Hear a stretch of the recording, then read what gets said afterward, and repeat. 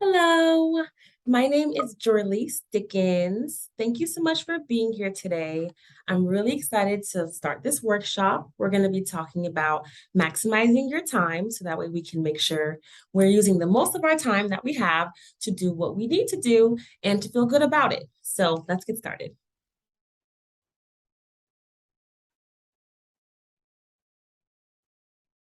Mhm.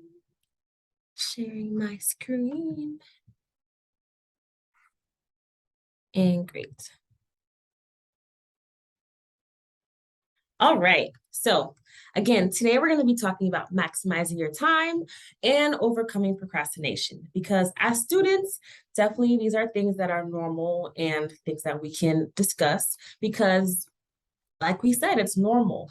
As a success coach, it's definitely something that we talk about very often. And we are excited to be able to help you guys out with that. So we're going to do that today. So starting off first, right, kind of how we got here in general, right, is our favorite topics. So as a success coach, some of the things that we talk about very often include time management, motivation, procrastination skills, because of course we procrastinate. Sometimes it happens. Study skills, because knowing how to best study for your classes is also extremely important. Having a good work-life balance. Definitely, if you are working or have any other priorities that you're doing at the moment, being able to balance school with those other priorities is extremely important because everything matters, especially if it's a priority.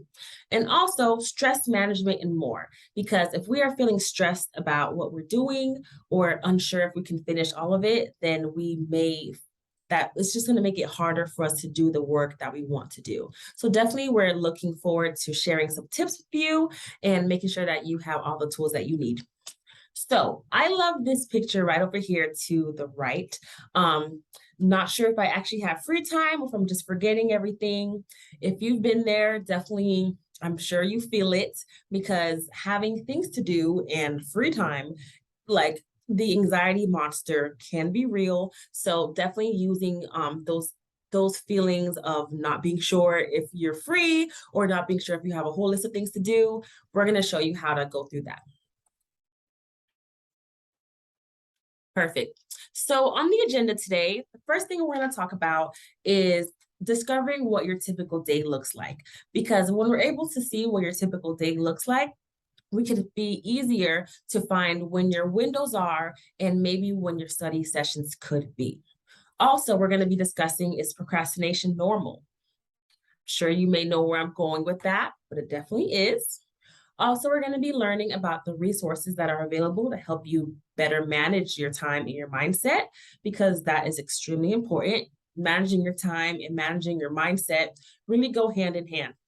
And also, last but not least, we're going to discover what we can do to help you get started and also help you keep going, because we want to help you gain that momentum so that way you can get started, feel energized, feel confident. But of course, there may be something that makes you just want to begin procrastinating again. And again, we can definitely help you with that. We have the tips and tools ready. So I'm excited for you. Perfect. So, first things first, understanding what your typical day looks like. So, all of us, all people, have 24 hours in our day. And so, of course, we spend some of that sleeping, some of that doing our other activities, again, whether it's work, school, your other priorities, but understanding what your day looks like, because maybe your every single day isn't the same. Maybe you have busy Tuesdays and Thursdays, or maybe you have busy Mondays and Wednesdays, and on Friday and the weekend you go to work. So understanding what your personal schedule looks like will be able to help you find when your most windows are, so that way you can make the most out of that time, and also making the most out of the time that you have that's limited as well. We'll talk about that. Perfect. So definitely within your typical day, that looks like your class schedules, whether that's online or in person, work, other responsibilities, and also your free time. Because as we all know, you can definitely have lots of free time and kind of feel guilty for using it or feel bad for not using it as you plan to use it. So however you use your free time, whatever your typical day looks like, that can be the starting area of where we can find when you can best work on things and what windows of opportunity you have. So some of our favorite ways to suggest beginning to organize your typical day looks like using a planner or an agenda, of course, but I'm definitely a person who loves planners and agendas as well. So please feel free to ask me questions about that. Of course, there are apps that are extremely helpful as well. Sticky notes, whatever works best for you, definitely encourage you to make that personalized and find what feels best, what works best. And also feel free to have different organizational systems for different things. So for example, if you're using your whiteboard for your work schedule, and maybe you're using your agenda for your school schedule, again, whatever works best for you is what we want to do. Perfect. So I want you to think about what your favorite class is. Let's just take a moment.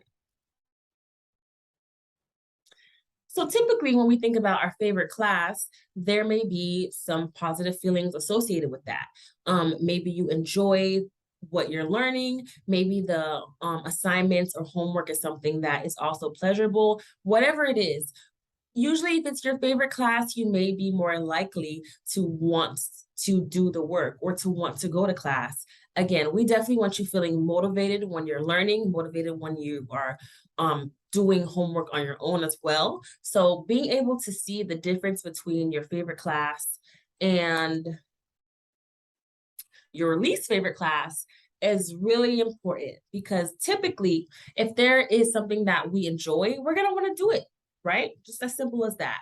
If we like the class, we may be quicker to do the work, we may be quicker to come to class on time, all of the above.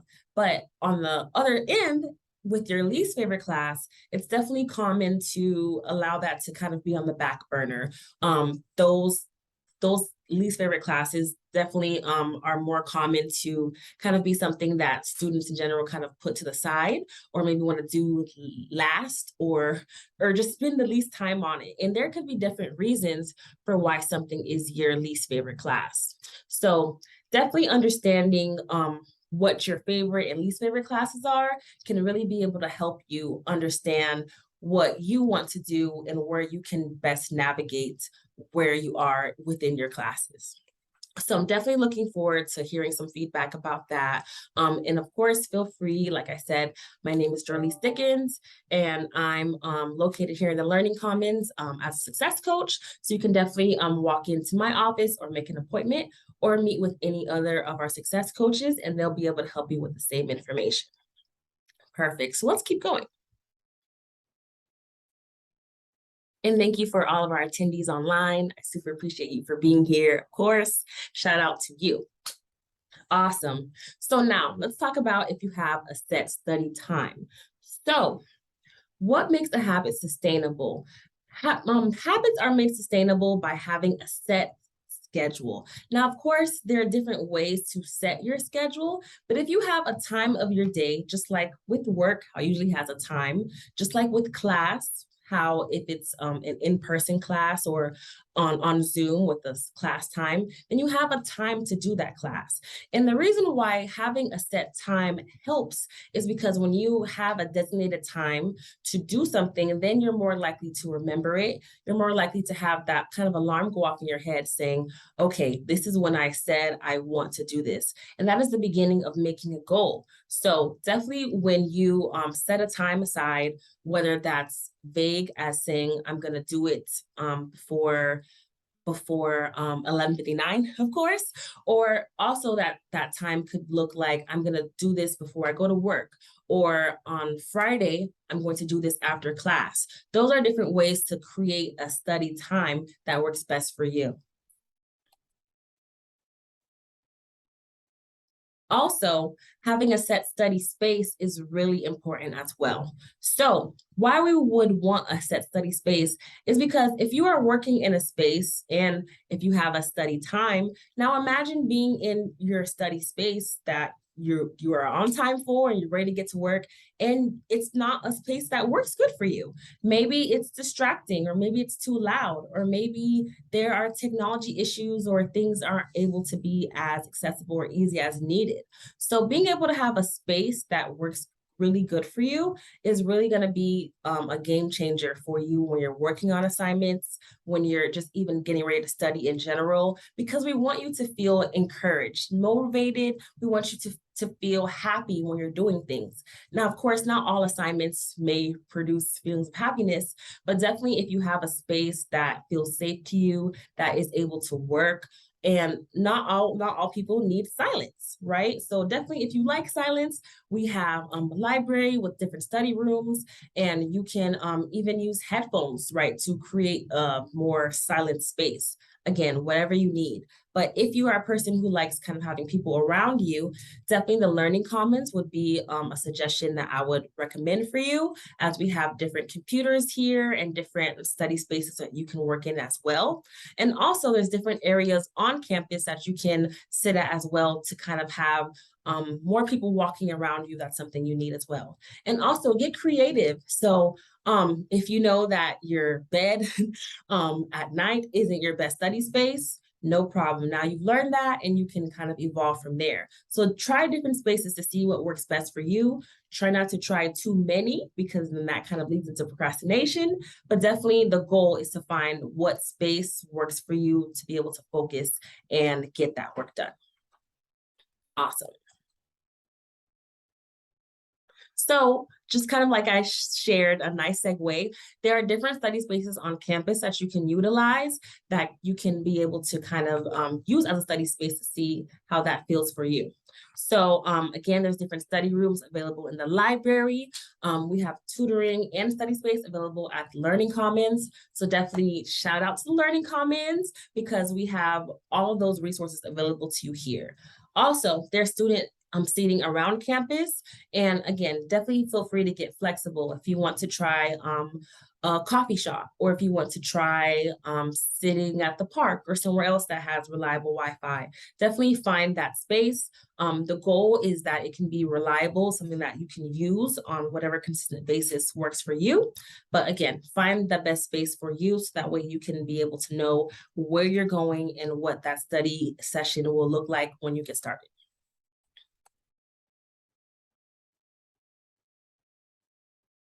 Okay, perfect. This is one of my favorite slides. So, understanding when your breaks are is also really helpful when we're talking about maximizing your time, because sometimes you only have 15 minutes before a quiz or before a test to review, right? Or sometimes you only have 30 minutes before something, or even 45 minutes. Definitely, we can maximize all of those windows. So, for example, with 15 minutes or less, that would be a really great time to review class notes, or to review some definitions, something light that can be done, but it will also give you practice on what you're doing. So that way, when you finally open it up and really get to work, you are reviewing some more versus fresh learning. And so definitely the pattern of repetition definitely will come into play here, because again, we definitely want you to be able to practice your learning and have different areas where you can review what's going on, versus waiting for that one moment to work on the whole assignment. That is definitely not the most recommended way to do that. Also, if you have 30 minutes, that would be an awesome, awesome, awesome time to utilize tutors or other success coaching tools, or anything else that can kind of give you more of a guide, right? So definitely being able to work with someone collaboratively to be able to ask questions, do practice questions, or have what you're working on reviewed. At the Learning Commons, we have so many tutors and specialists and coaches available to help you with all of your study needs and all of your planning needs as coaches. So definitely please utilize us, and we would be more than happy to help you. Also, if you have 45 minutes or more, that would be an excellent time to create your own learning tools. So that looks like making flashcards, making some new notes, reviewing practice questions, doing something creative that allows you to really open up your learning and get that practice in. That's definitely what we're looking for. Okay, so since we keep talking about procrastination, is it normal? And it totally is, right? 95% of students report that they procrastinate on schoolwork, assignments, studying. Now, why may they procrastinate? Really, because prioritizing can be hard. There's assignments to do, you have your own personal things to do. Of course, self-care matters. So there's so many different things to prioritize. But again, what we're wanting to do is to learn how to prioritize so that way we can focus on what's most important or most needed for the day or for the week, and then be able to move from there. So we're going to show you how. Before that, let's learn some more about why people procrastinate. So, lots of reasons, right? That can vary from each side of the spectrum. Maybe something's challenging and maybe not your favorite class, or maybe the material's boring, or you're just not engaged at the moment. Maybe it's overwhelming, or there's just too many things to do, or there's a step that you just aren't sure about. All of those are reasons for why we would put something off to be able to go back later, right?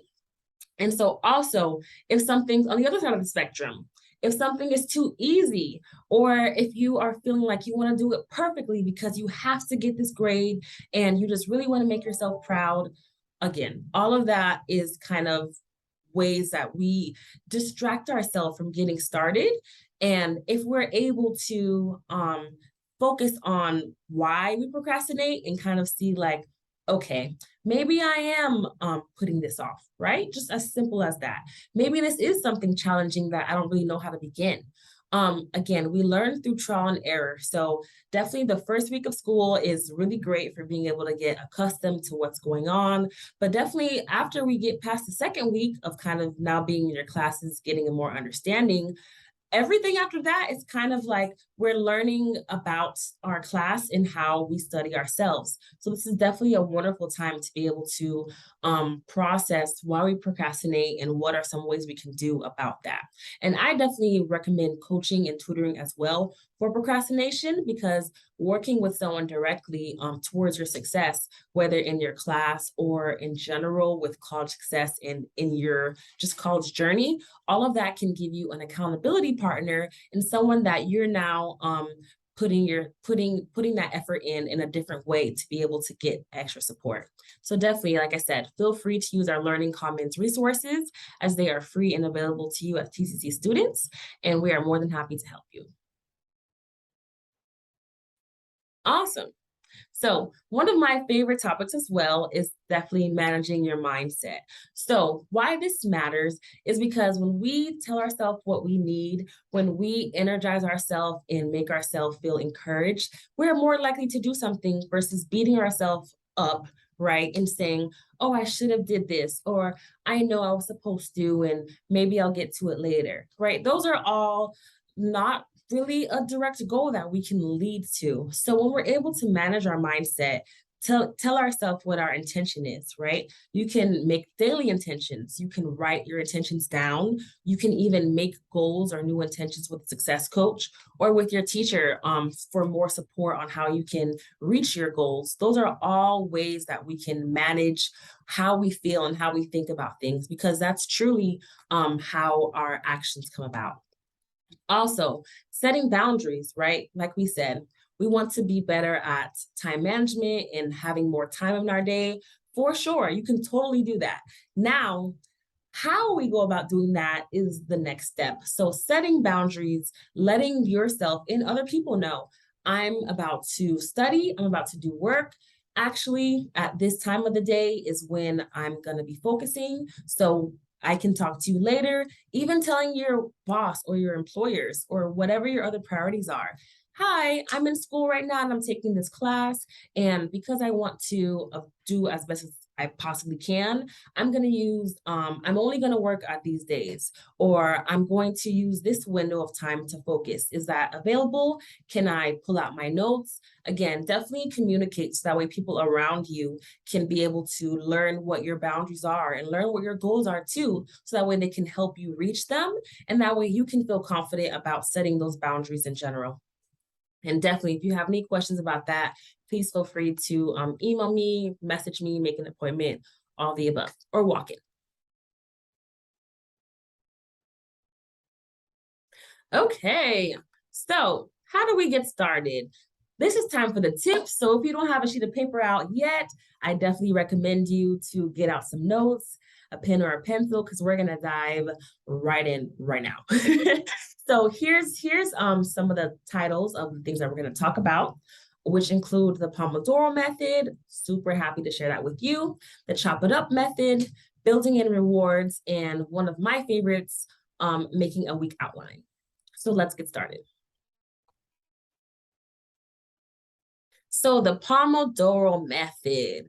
This is something that I recommend very often and utilize myself because being able with this Pomodoro Method, what it does is it encourages you to spend 25 minutes, no more than 30 or 35 minutes on something, right? So what we want is for you to be able to single focus on your task and apply, just simply do that one thing. And then at the end of your focus time, whatever time you set, we recommend 25 minutes or 30, no more than 35, because the goal in the what research has shown is that people are really able to only focus for 20 minutes.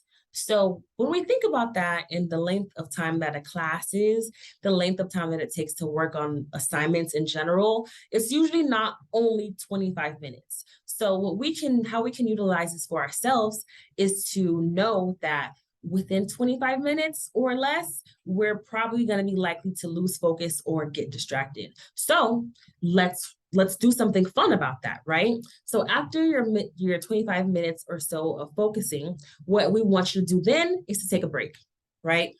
Do something fun. Walk away from the screen.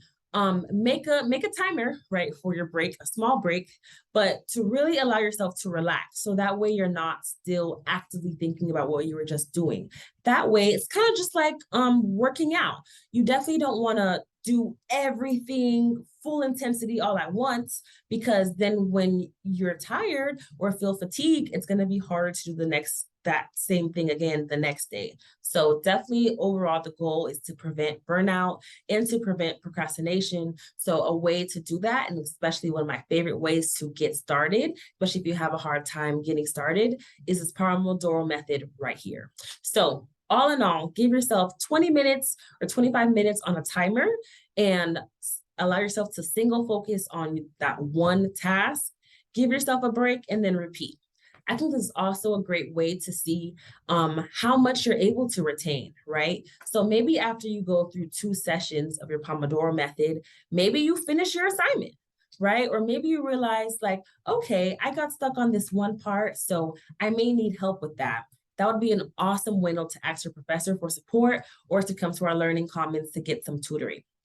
And definitely, like we shared, being able to repeat that process of the Pomodoro multiple times should really be able to help you get through your assignments or get through whatever you're trying to focus on. And of course, if you need more assistance with that, please let us know, because we'd be more than happy to help you. Awesome. So this is the Chop It Up method.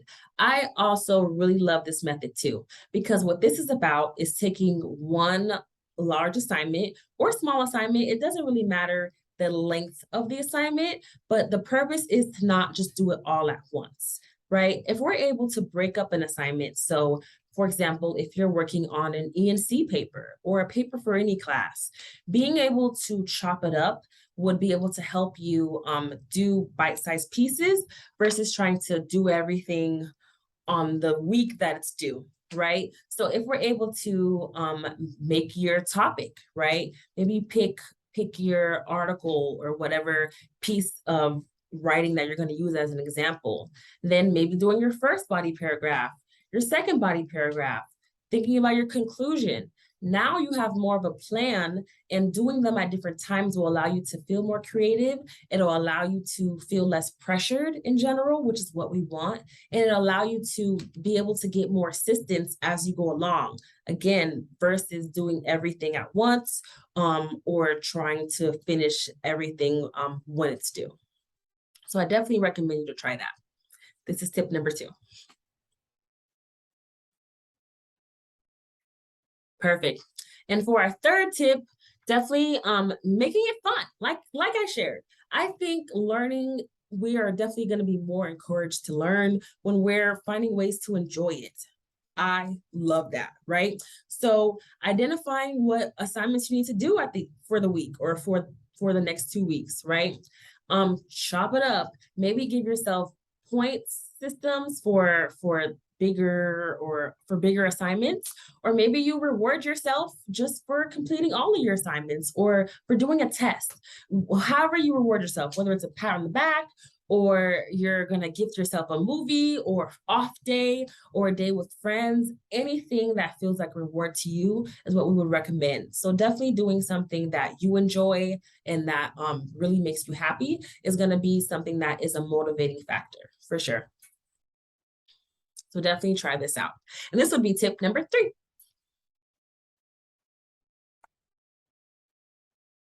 Perfect. This is one of my favorite tips. So if you write down nothing else today, I would definitely recommend you to write this down, because this is one of the most common ways that I help students with getting started. So whether that's you getting started on your assignments just that you have for the week, for the new upcoming week, or whether you're behind on your assignments, this kind of works across the board, which I'm really happy for. So what you would do for this week outline plan as far as having more time in your week, just being able to take a sheet of paper, right? And make a list of the assignments and the due dates that you have coming up. So why that's helpful is because sometimes it's hard to use our phones to see what the assignments are, right? And so definitely being able to take it off of a screen or off of your syllabus and put it onto a clean sheet of paper, where you're able to put the due dates and then clearly see how many assignments you have.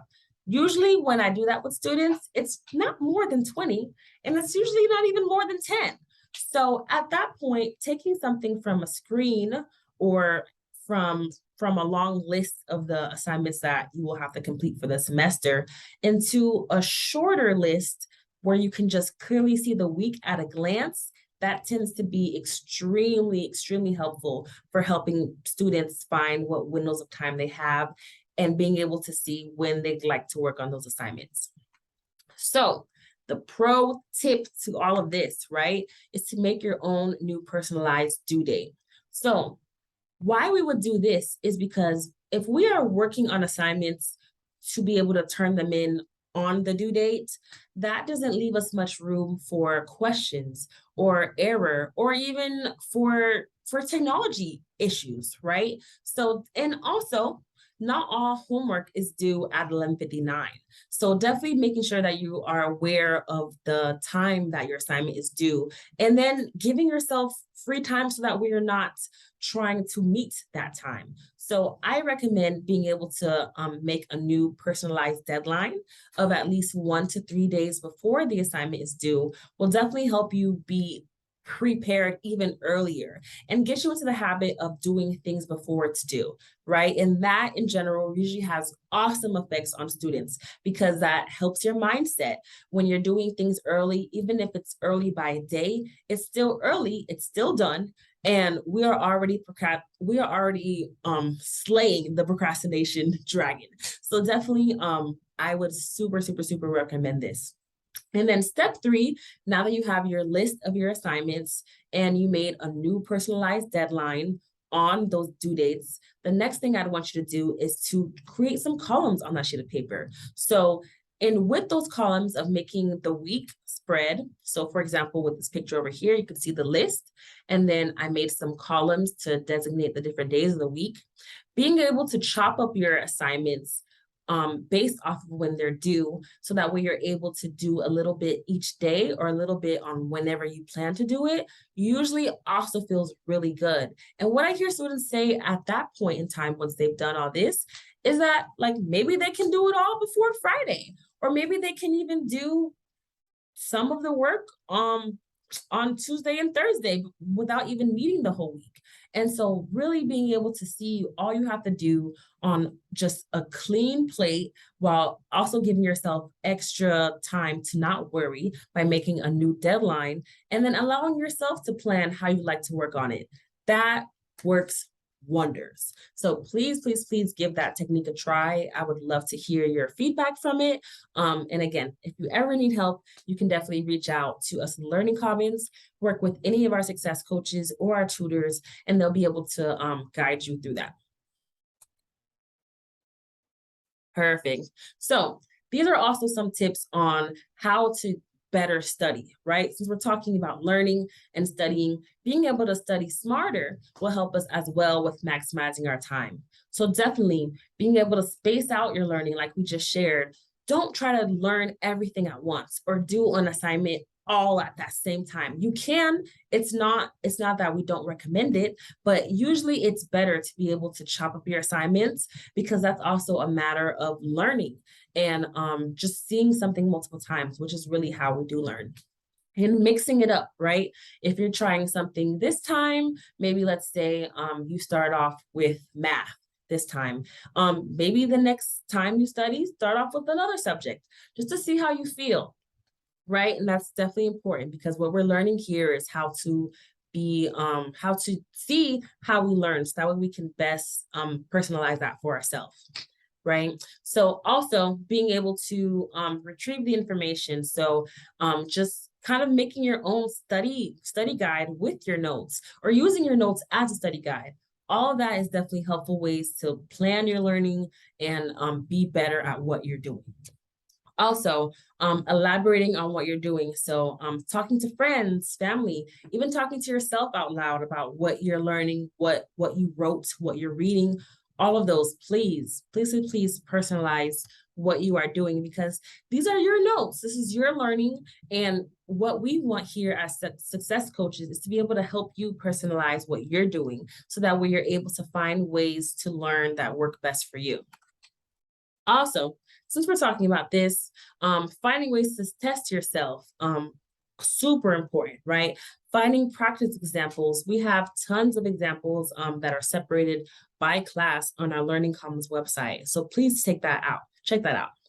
Also, accepting struggle, right? So we're students, which means that we should be learning something. So we can't learn if we are expecting to come into the class knowing everything already. That's not learning. So definitely being able to understand that there will be a learning curve, which may be different based off each class, but kind of accepting that. And like I said, we have tutors available for that to be able to help you with your classes and as you're learning, and then believing that you can, right? That is something that definitely you are the driver of. And again, as success coaches, we can help you with that too, because believing that you can achieve something is definitely the first step in being able to do that. Absolutely. And if you're not sure, we can help you. So how do you keep going, right? So understanding what your why is super important because what your why is one of the motivating factors that you have for why you're here listening to this, why you are enrolled in classes, why you are passionate about what you want to do in the future and how you're going to be amazing at that, which I and we at the college totally believe you will do. So making sure that you are also aware of what your why is and why this matters to you will help you motivate yourself as well, especially when the going gets tough, right? Knowing what your story is super important too, because we each have our own stories. So when we can remember how we got here and why this matters to us, those are definitely ways to help you keep going again, when the going gets tough. Knowing what your plan is, success coaches can definitely help you out with that, as well as academic advisors. So being able to have clarity also usually helps students with feelings of procrastination and the unknown. And knowing what your dream is. So you don't have to have it all put together, but definitely being able to know what you would love to happen for you, where you would love to work, what type of life you would love to have. All of those things are involved into these bite-sized pieces right now with just being able to maximize your time. Because for us to achieve our dreams and do everything that we want to do and feel confident about it, we're going to need a plan, even if it's just learning how to get more out of your time. So definitely, again, if you need any help with this at all, As success coaches, we would be more than happy to help you. Here's my email. And you can reach out to that anytime. And yeah, I'd be happy to work with you and the rest of our success coaches as well. You can find our information on our TCC website under the Learning Commons page, where you can find all of our information for me and our tutors, as well as our success coaches. And if you have any questions from there, you can definitely make an appointment for coaching or walk-in as well. And with tutoring, you can walk in as well or join the queue list to be able to have support virtually or in person. So we definitely do our best to make it easy and accessible for you. So again, if you ever need any help and when you need help, please make sure you come to Learning Commons so we can be able to support you. And that is all for today. And if you have any questions, oh, thank you so much. If you have any questions, you can feel free to unmute yourself or put it in the chat, and I'll stick around for a couple minutes to answer those. Thank you so much.